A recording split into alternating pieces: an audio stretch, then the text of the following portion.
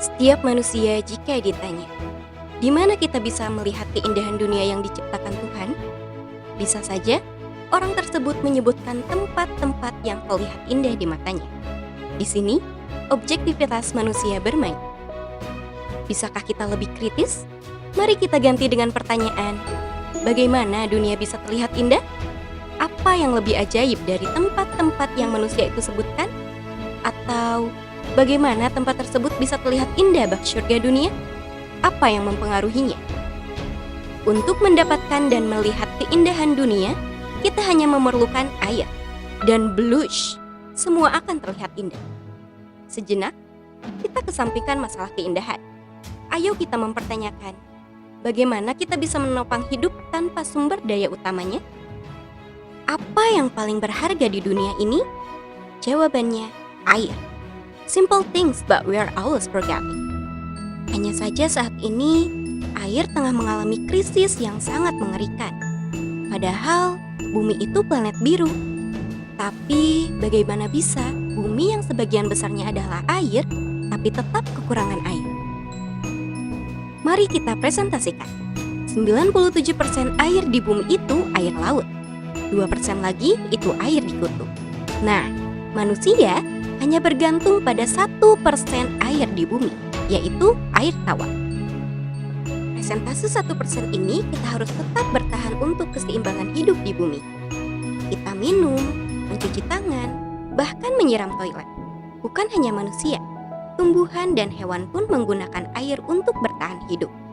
Kini, kembali lagi kepada manusia yang hidup di bumi. Air tetap ada dan seimbang dengan seluruh bumi jika ada kesadaran dari manusia sendiri. Air sangat dibutuhkan untuk menciptakan kehidupan dan keindahan di bumi. Tapi, saat air tidak ada, kita akan tahu seberapa mahalnya air itu. Bisakah kita menyia-nyiakan air seperti udara yang kita hirup? Lalu, apakah udara yang kita hirup akan terus bersih, sedangkan polusi udara semakin bertambah?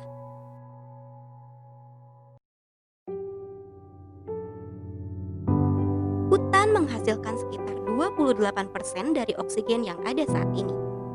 Jika kita hanya bergantung kepada orang lain, bisa jadi orang itu bukan menanam, tetapi menambangnya secara ilegal. Dan jika keberadaan hutan terus menipis, maka itu akan berpengaruh bagi kehidupan.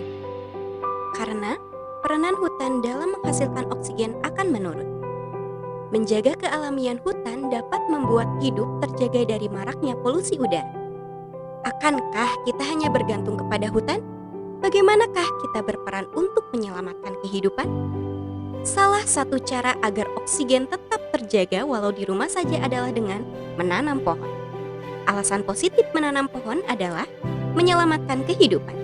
Satu pohon mampu menghasilkan 1,2 kg oksigen per hari. Sementara, setiap orang perlu 0,5 oksigen per hari. Jadi, satu pohon mampu menunjang kehidupan 2 orang. Sebaliknya, menebang satu pohon berarti menghilangkan persediaan oksigen untuk 2 orang. Tumbuhan menghasilkan oksigen dari proses fotosintesis. Namun, hanya daun, batang, bunga, dan buah yang mendapat oksigen dari hasil fotosintesis. Hutan membantu menyeimbangkan aliran air di dalam tanah. Tanpa air, kita hanya akan mati karena dehidrasi. Dan tanpa hutan, kita tidak akan hidup karena kekurangan oksigen untuk dihirup. Kini, kembali lagi kepada manusia. Marilah kita menjaga kelestariannya. Maka, keindahannya pun akan tercipta dengan sendirinya.